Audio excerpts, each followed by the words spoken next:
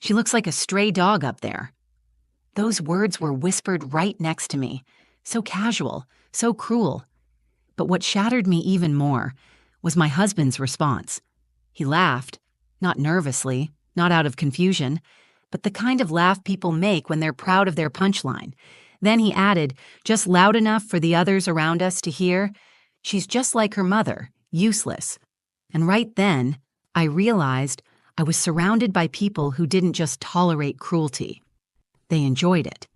Let me rewind a few minutes. My name's Ava. I'm 33, a stay-at-home mom, and that little girl up there on stage, that's Lily, my daughter. She's 8, shy, thoughtful, with the kind of heart that cries over crumpled flowers and rescues bugs from sidewalks.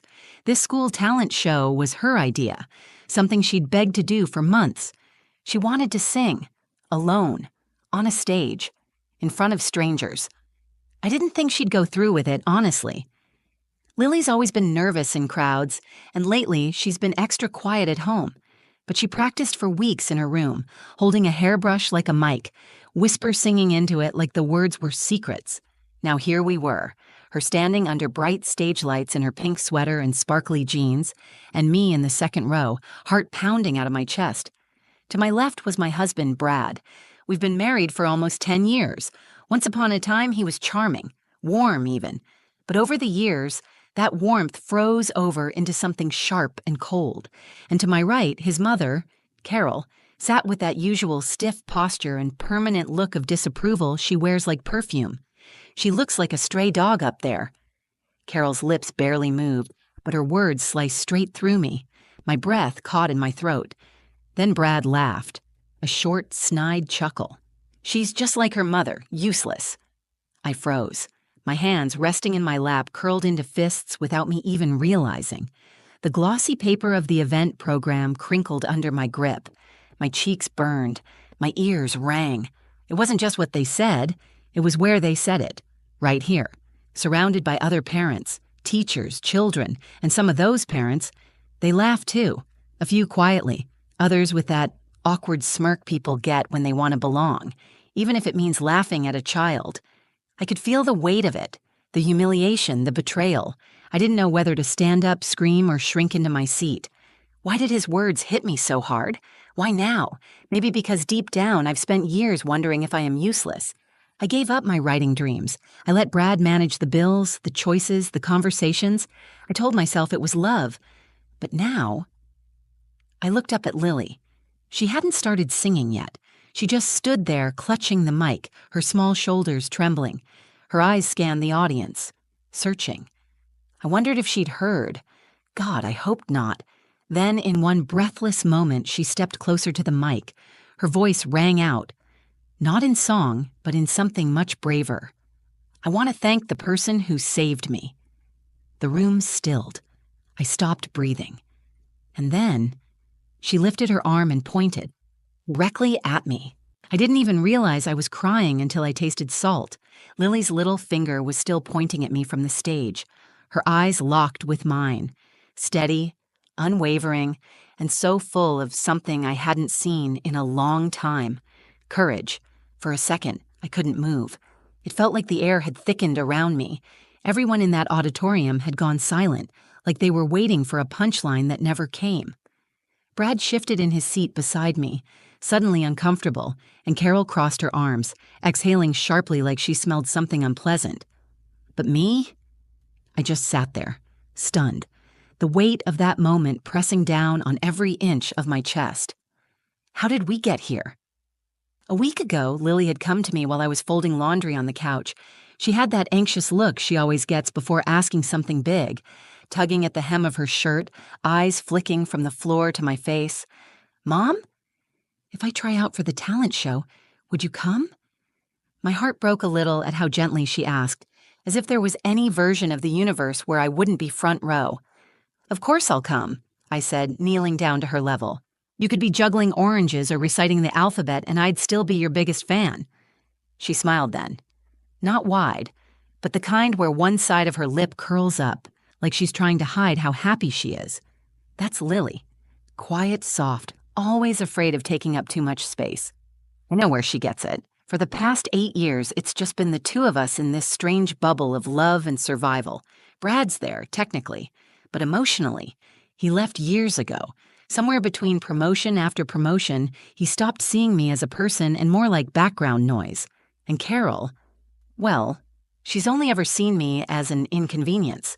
She was never supposed to come to the talent show. I hadn't invited her, but Brad insisted, said it was family stuff. Translation, let's parade the kid for approval. I should have said no. The morning of the performance, Lily was too nervous to eat breakfast. I tried making her favorite, banana pancakes with chocolate chips, the way she likes them slightly burnt, but she just picked at them. "I'm scared, Mom," she whispered. Her voice was barely audible over the clink of her fork against the plate. I sat beside her, rubbing circles into her back. "Being scared just means you care. That's not a bad thing." She looked up at me then. "What if I mess up?" "You won't," I said, trying to sound sure. "But even if you do, I'll still be clapping louder than anyone else." And I meant it. The whole ride to the school, Carol complained from the passenger seat about how slow traffic was and how Lily's outfit looked more thrift store than talent show. Brad just nodded, occasionally throwing in a sigh. I kept my eyes on the road. I'd learned long ago that arguing with Carol was like trying to teach a brick wall empathy. But Lily? She sat in the back seat holding her little lyric sheet, humming to herself in between deep, shaky breaths. And now, here we were. That same shy, nervous little girl had just stood on stage and told a room full of people, including the ones who belittled her, that I was the person who saved her. I should have felt proud, triumphant. Instead, I felt something much deeper.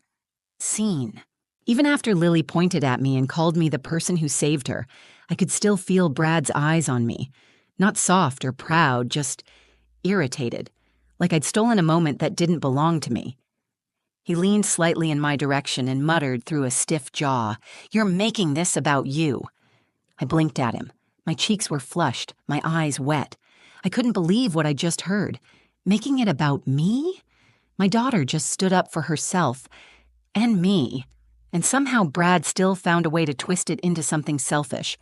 I turned away from him. Lily had started singing now. Her voice was light, a little shaky, but sweet. So sweet. The kind of voice that made you lean in, not because it was loud, but because it was fragile and brave, like watching a flower bloom through concrete. I wanted to get lost in her voice, but I couldn't. Not with Carol shifting next to me every few seconds, sighing dramatically and checking the time on her gold bracelet watch. "She's pitchy," she whispered, not even trying to be subtle this time. I didn't respond. I didn't trust myself to speak. My jaw was clenched so tight I could feel it in my ears. But the worst part? The parents sitting behind us, the same ones who chuckled earlier at Brad's awful comment, were now whispering too. I caught pieces of it. Words like awkward and off-key floated through the air like little needles. And suddenly, I wasn't sitting in a school auditorium anymore. I was back in our kitchen 4 years ago, reading a short story I'd written aloud to Brad. It had taken me weeks to finish, and I'd been so excited. My voice trembled, my hands were cold, but I poured my heart into every word. When I finished, he sipped his beer and said, "It's fine, but who would actually read this stuff?" That same chill spread through me now. They weren't just criticizing Lily's voice. They were mocking her vulnerability, her courage, her effort, just like they always had with me. And I sat there silent. I hated myself for that. Why was I still shrinking in the presence of people who never once clapped for me? Why was I letting their opinions cut deeper than the truth I already knew? That Lily was brave and kind and talented in ways that didn't need their approval. My fingers were digging into the seat cushion now, gripping it like it could anchor me to something steady. My heart ached for Lily. She didn't deserve this. She didn't deserve them. And yet, she kept singing. Verse by verse, she grew stronger. Her voice steadied. She looked out at the audience, and I could see it. The moment something shifted inside her. Her back straightened, her hands relaxed at her sides. She wasn't performing anymore. She was claiming her space. I glanced around. Some people were still whispering, but others? They were listening, really listening. A few even started to smile. But I couldn't ignore the quiet war happening just inches from me. Brad sat stiff as a board, his jaw tight, refusing to clap. Carol stared at her phone now, probably texting her sister something awful. And me? I sat there, feeling a fire build in my chest. Fire that had been smoldering for years, waiting for the right spark. This was it. This was the moment I realized I couldn't let them do to Lily what they had done to me, and I wouldn't. I don't know what came over me, but something inside me cracked open. Like a dam that had been holding back years of silent tears and swallowed words. I looked at Lily on that stage, standing alone, in front of an entire room that had just heard her claim me as the person who saved her. And I knew. I couldn't stay silent anymore. When she finished her final note, the applause started slowly, a few claps here and there. Then it grew. Parents who hadn't even looked at her before were standing up. I saw one dad nodding to his son like, "See? That's what bravery looks like." I felt a warm tear slide down my cheek, but this time, it wasn't from pain. It was pride. Not the performative kind Brad shows off at dinner parties, but real pride. The kind that rises up from your chest and makes your hands tremble because you love someone so deeply it physically hurts. Beside me, Brad gave one of those fake, two-clap efforts, the bare minimum. Carol didn't clap at all. She was still scrolling through her phone. Her lips pursed like she'd just tasted something sour. That fire I'd felt earlier, now it was roaring. I leaned in toward Brad. My voice was low, steady. The kind of calm that comes right before a storm. She heard you, you and your mother. She may not understand every word, but she felt it. He didn't look at me, just muttered, "Don't start." "No," I said louder now. "You started. Years ago. Every time you told her she was too sensitive. Every time you told me I was too soft. People around us were watching. I didn't care. Let them hear. Let them see what quiet endurance looks like when it finally snaps." Lily had stepped off the stage by now and was walking back toward her class. But she turned around once, just for a moment, and our eyes met again. There was something in her expression I hadn't seen in a long time. Relief. Like she knew I wasn't just proud of her, I was fighting for her now. That's when I stood up. I didn't even think. I walked right past Brad and Carol, past the other parents still whispering, and straight down the aisle toward the backstage door. The school volunteer tried to stop me. "Ma'am, parents aren't allowed back here right now," she said gently. I just looked her in the eyes and said, "I need to tell my daughter something." She stepped aside. I found Lily sitting cross-legged on the floor, holding a water bottle, cheeks still pink from performing. She looked up at me. Was I okay? I knelt beside her and took her face in my hands. "You were more than okay," I whispered. "You were brave, and you were honest, and I want you to know." I heard every word. She smiled, this big toothy grin that nearly split her face. The kind of smile kids get when they know they've made you proud. I pulled her into a hug and whispered, "I've been quiet for too long, but not anymore. I promise you, I won't let anyone make you feel small again, especially not in your own family." Her arms tightened around my neck. For the first time in years, I wasn't just surviving, I was deciding. After I hugged Lily backstage, I didn't go back to my seat. I couldn't. I stood by the side wall of the auditorium, tucked behind a row of folding chairs just out of view. But from where I stood, I could still see Brad and Carol. They hadn't moved. Brad was checking his watch. Carol was filing her nails. Actually filing her nails. Like nothing had happened. Like their granddaughter hadn't just stood on stage and poured her heart out. And it hit me like a freight train. They weren't just dismissive. They were deliberately blind. They chose to look away from beauty if it didn't fit their mold of perfection. And for years, I'd been shrinking myself to fit into their box. I'd let myself be softened, silenced, reshaped, not out of love, but out of survival. Not anymore. I walked back into the seating area just as the school principal took the stage to thank all the kids. I stayed standing. My eyes never left Brad and Carol. I didn't even blink when Brad turned and gave me a "where have you been" glance. I just stood there, waiting. When the assembly ended, the crowd erupted into conversation and shuffling feet. I could hear parents congratulating their kids, backpacks zipping up, teachers calling out names. But I moved with purpose, like I was walking through water and nothing could knock me off course. I met Lily outside her classroom, where the kids were being released to their parents. She ran up to me and slipped her small hand into mine. It was warm and slightly sweaty from nerves, but she held tight, and I held tighter. Then I saw Brad approaching, Carol trailing behind like a queen who hated being near peasants. Brad looked at me like I was a loose thread he didn't know how to snip. "We should head out," he said flatly. "Traffic's gonna be hell." I looked down at Lily, then back at him. "No," I said. "You two can go. Lily and I are staying." Carol scoffed. "Don't be dramatic, Ava." I turned to her, and for once I wasn't afraid to meet her gaze. "You called my daughter a stray dog. You mocked her, in front of strangers, in front of me. You don't get to tell me what's dramatic anymore." Brad's face hardened. "You're making a scene."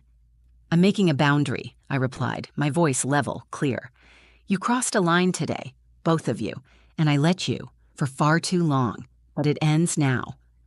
Lily looked up at me, wide-eyed. "Are we okay, Mom?" I knelt beside her. "We're better than okay. You showed me what courage looks like, and now it's my turn." I stood back up and looked Brad dead in the eyes. If protecting my daughter makes me dramatic, so be it. I'd rather be dramatic than disappear. He didn't say a word. His lips parted, but no sound came out. For once, he had nothing clever to say. Good. Without another word, I turned and walked away, Lily's hand in mine. We walked to a nearby park instead of getting in the car. We sat on a bench under the shade of a tree, sharing a melting ice cream cone from a vendor cart. She giggled when it dripped on her shirt. I didn't even care. That day didn't end with applause or trophies, but it ended with truth. And sometimes that's even more powerful. It's been 4 months since that night. 4 months since Lily pointed to me and called me her savior, and I finally believed I could be. A lot has changed since then. Not in some flashy Hollywood kind of way, but in those quiet, meaningful ways you don't always see at first. I started journaling again. Nothing fancy, just spiral notebooks and cheap pens. But every night, after Lily goes to bed, I sit down at the kitchen table and let the words come. Some nights, it's messy. Some nights, I write a single paragraph.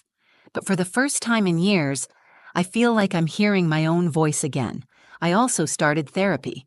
Just me, alone, once a week. At first, I was embarrassed to admit it, even to myself. But now, it's my one sacred hour where I'm allowed to feel without filtering, where I can finally name the things I've been carrying: guilt, resentment, fear, and in love. So much love. Lily's been different too, in the most incredible ways. That moment on stage lit something inside her. She sings louder now, laughs easier. The other day, she asked me if we could make music together. And for the first time, I dusted off my old keyboard from college. We played for an hour. It was clumsy and out of tune, but we were alive. Brad? We're still living in the same house. For now. But I've drawn lines that were never there before. I stopped apologizing for speaking. I started making decisions. Real ones. I opened a savings account in my name. I looked into part-time work at a local bookstore. I even emailed an old friend from a writing workshop I used to attend. She replied in 5 minutes. "Where have you been?" "Let's catch up." And Carol? I haven't seen her since the talent show. She tried calling once, left a voicemail pretending nothing had happened. I didn't call her back. I don't think I will. Sometimes silence is the boundary, and honestly, feels peaceful. For the first time in years, I'm not waiting for the next blow to fall. I'm not twisting myself into someone smaller just to keep the peace. I'm not trying to prove my worth to people committed to misunderstanding me. Instead, I'm building something else. For Lily and for me. We have this new ritual now. Every Friday night, we get in our pajamas, make hot chocolate, and curl up on the couch with a blanket that's way too big for the two of us. And before the movie starts, I always ask her one question. "What's something brave you did this week?" Last week, she said, "I told a boy at school to stop making fun of my glasses." I smiled and said, "That's my girl." She looked at me and whispered, "You helped me learn how." And that was everything. Because here's what I've learned. Sometimes being a mother isn't about knowing all the answers. Sometimes it's just about standing tall when your child looks up, so they know what strength looks like. So to every woman out there who's been made to feel like she's too soft or too much or not enough, I see you. And if no one's ever told you this before, let me be the first. Your softness is not your weakness. It's your superpower. Lily didn't just find her voice that night on stage. She handed mine back to me. Thank you for listening to my story. If it moved you, if it reminded you of your own strength, or someone who stood up when it mattered most, I hope you'll take a second to share it with someone who needs to hear it. Leave a comment below and tell me, who's been your person? The one who saved you or the one you're saving? I'd love to read your stories. And if this kind of real, raw storytelling speaks to you, don't forget to like the video, subscribe to the channel, and hit that notification bell so you never miss another one. We're building a space here for honesty, healing, and the kind of strength that grows quietly. Until next time, stay soft, stay strong, and never, ever forget who you are.